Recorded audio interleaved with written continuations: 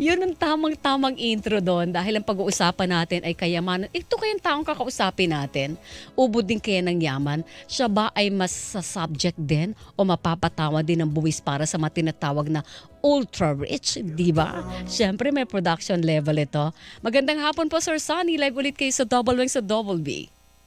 Ganda umaga, Ume. Kumusta na po? Mukhang mag-isa kayo ngayon. Oo Samahan nga. kita sandali. Oo, single wing sa Double B. Ngayong hapon lang naman po yan. Bukas balik na ang aking partner. Di po ba ang tagal na natin na pag-usapan ng wealth tax, yung Mm-mm. buwis sa kayamanan, yung sobrang laki ng kayamanan halimbawa. At naririnig kong proposal, pag halimbawa 300 million Oo. pataas halimbawa, yun ang dadagdagan natin ng buwis. Pero sabi daw po ni Secretary Ralph Recto, ito po'y pinag-uusapan natin kasi interest ng mga ordinaryong mamamayan. Bakit ayaw ng gobyerno na buwisan yung mayayaman pero tayong mga ordinaryo, automatic na ang kalta sa sweldo natin, pati pagbili natin, ay meron ding buwis, hindi ba yung value added tax. Pero ni-reject na po ng pamahalaan sa pamamagitan ni Secretary Ralph Recto, yung wealth tax na yan. Ano po ang take ninyo doon? Um, sa amin, pinapakita na may pinapanigan ng pamahalaan at hindi ang nakararami. Kasi halimbawa po, yung nakasalang na, isa lang po ang alam ko na wealth tax bill na nakapropose sa Kongreso ngayon, Mm-mm. yung Makabayan Blocks nag-propose niyan. Mm-mm. So napakaliit actually yung hinihingi na wealth tax na yon at kami nga sa Ibon, sobrang simple namin gusto ibusan eh. Yung mga bilyonaryo lamang. At kung Okay. bibilakan yung bilyonaryo ng Pilipinas, actually, hindi pa abot ng 3,000 Pilipino ang bibusan dyan. So Mm. ang katwiran namin doon, kung hindi ka bilyonaryo, hindi ka matatamaan, supportahan ito.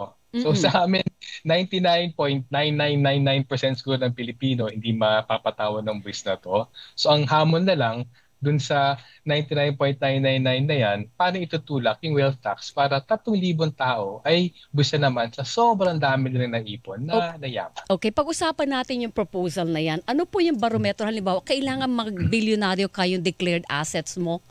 Sino magsasabi na, ay, bilyonaryo ito. Siya ay dapat mapatawan ng buwis sa kanyang kayamanan, additional tax sa kanyang kayamanan. Well, part naman yan ng sistema sa pagbubuwis doon. Kung ipasa yung wealth tax na batas, kailangan may pag-a-assess yung BAR ng yaman. At Mm-mm. sa amin napakasimple lang sana yung wealth tax kung gugustuhin eh, kasi 3,000 tao lamang ito. So hindi Mm-mm. naman namin pinopropose na lahat ng mga upper middle income or lahat na may anumang kakaunting yaman ay sisingilin. So ang idea doon ay tatlo. Una, yun ang banggit ko, para yung pinakamarami suporta nito. Kasi hindi Mm-mm. kita tamaan ba 3,000 lamang out of 150 million na population natin. Mm-mm. Ikalawa, actually simple na siya administer. Kung 3,000 lamang ang monitor mo na yaman, relatibong madali mag-set up ng unit na yun lamang ang monitor na yaman. Ikatlo, dapat mas madali kolektahin kasi 3,000 lamang yan eh. Oo. At sa amin nga computation, sobrang liit na wealth tax sa proposal namin, Mamoy. Ano yung 1% sa wealth over 1 billion, 2% on wealth over 2 billion, at 3% on wealth over 3 billion. yan, Sa yan po ba ganong yung kas yan po ba yung proposal na nandun mismo sa House of Representatives ngayon?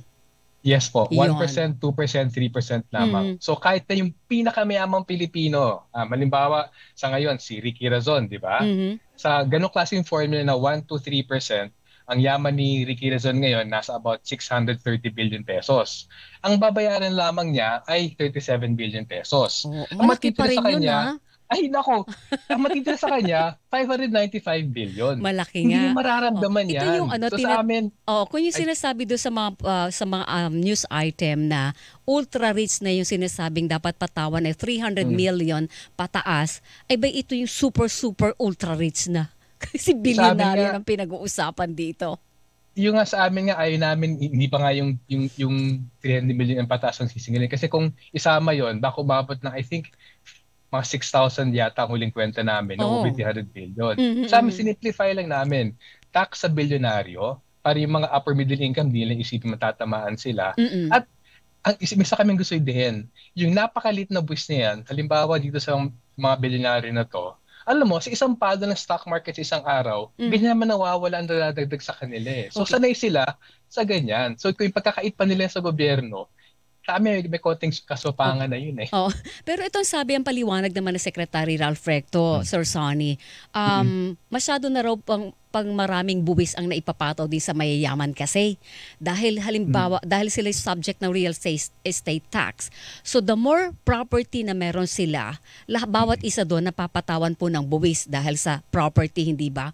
Maliban doon sa mga negosyo nila, at bakit daw natin bubuwisan ba ng dagdag yung mga working hard? Ay, sorry. Natawa ako. Bakit ka natawa?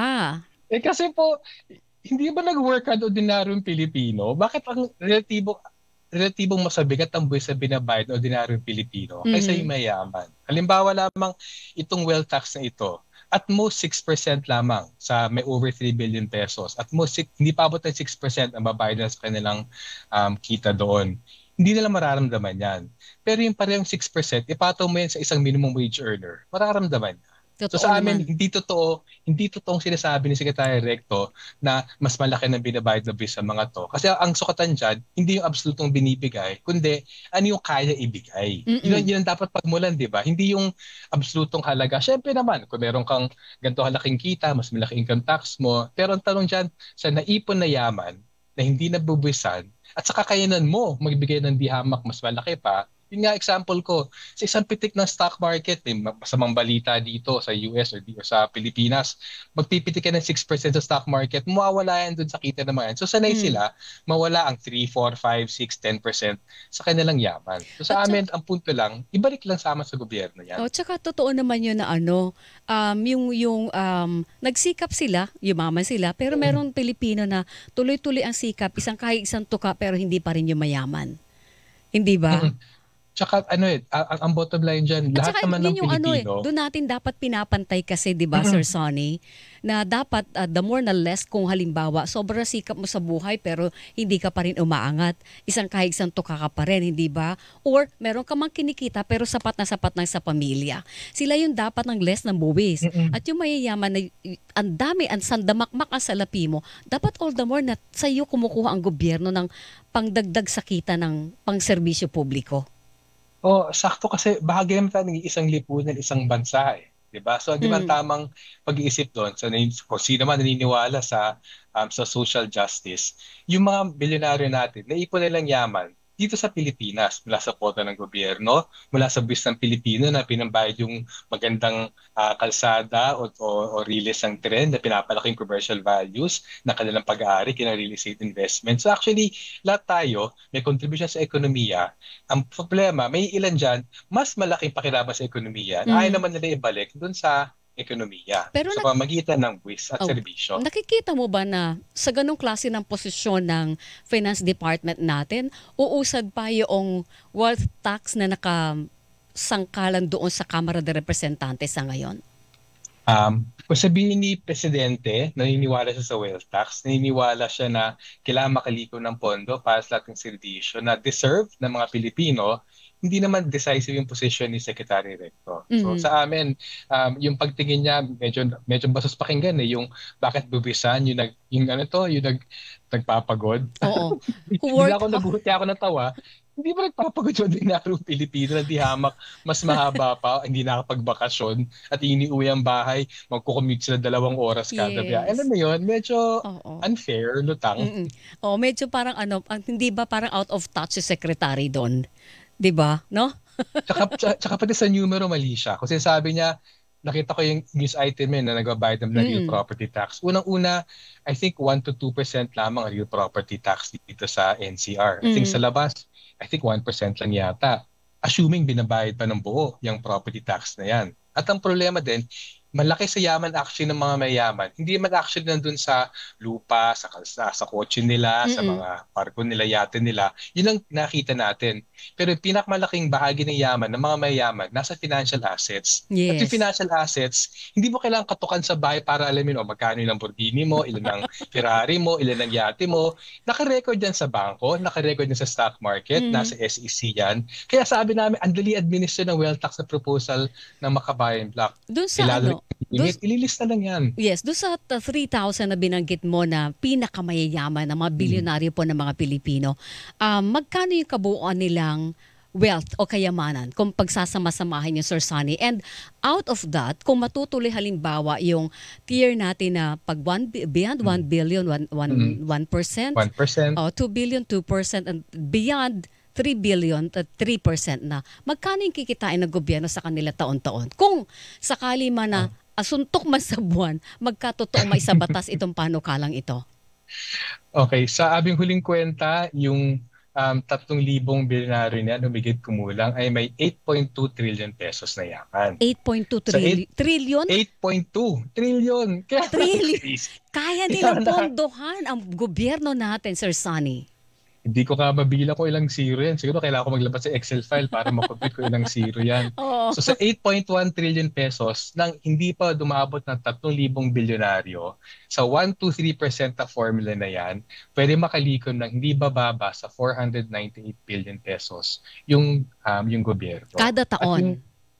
Kada taon. At syempre, papansin nyo, maliban doon sa konting pitik pababa ng kita nila ng yaman nila ng COVID dahil sa pagbagsak ng stock market, tuloy-tuloy yung lumalaki yan. So sa ngayon, 498 billion, garantisado taon-taon, mag 500 yan, 510, 520. So yung mga nagkakandara pa sila ngayon dun sa maninigil sa Shopee, maninigil sa mga Netflix, plastic bag. Tatitingin lang yan kumpara dito sa pagbayad ng wealth tax ng mga 3,000 bilyonaryo sa ating bansa. Ibig sabihin niya, kung makolekta natin yan, hindi natin kailangan na maging sagad-sagaran sa pag-utang sa labas at sa loob ng bansa, no?